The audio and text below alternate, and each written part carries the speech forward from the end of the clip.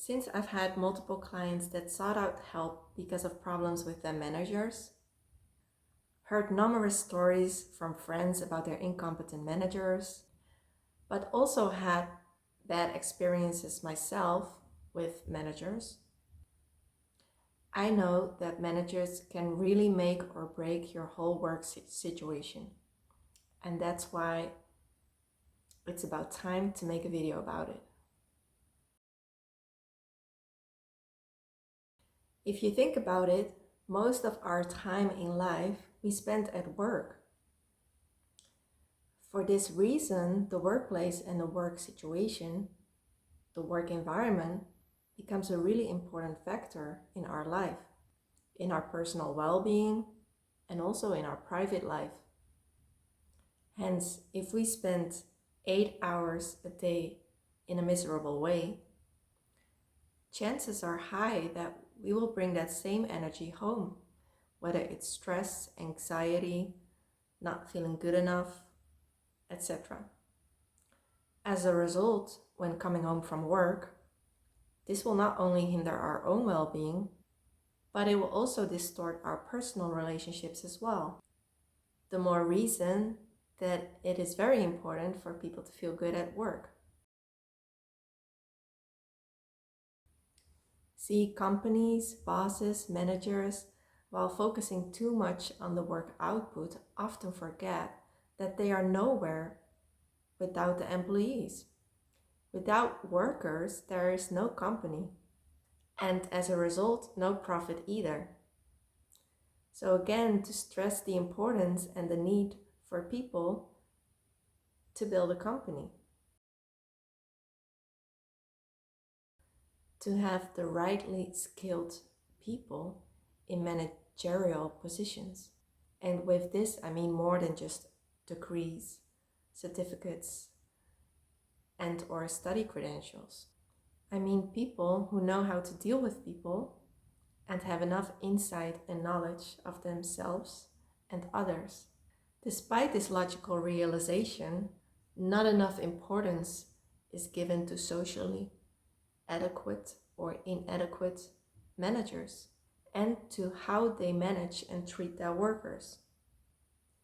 A logical consequence of this is that people are more likely to feel treated like a number and become dissatisfied with work. Managers often forget that for most people it is the money that binds them to the job at first, which makes jobs easily replaceable if that's the only benefit they get from the job. If you want people to stay in your company, you need to invest by trying to respond to the needs of each worker in your team, because each person has different wishes and objectives for, their career or within their job. Some have big aspirations and want to grow more in their career. For them, the current position might just be a stepping stone, and they might not plan to stay anyway. Some people are just completely fine and content with their current position. And some people are just there really for the money, not for the job itself. And all these situations are completely fine. And managers should be aware that a career is a long path of trial and error for people to figure out what suits them best. In the meantime, as a manager, you want a good work output as well. When a manager is aware of how each employee is sitting in his or her own chair and tries to look for ways to make that chair more comfortable on a personal level, people will feel they matter and start to feel better at work. And people who feel good at work are more productive, which is what a company wants, productivity.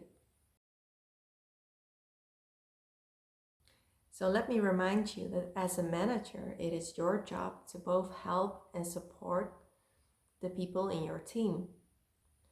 as well as guard the safety, rules, structure, and output of work that needs to be done within a specific department. However, some managers are lacking in this. Because of certain traits and behaviors they present that create and/or contribute to toxic environments. I will list 10 types of toxic behaviors that I have detected so far. Keep in mind, managers can exhibit multiple of these behaviors.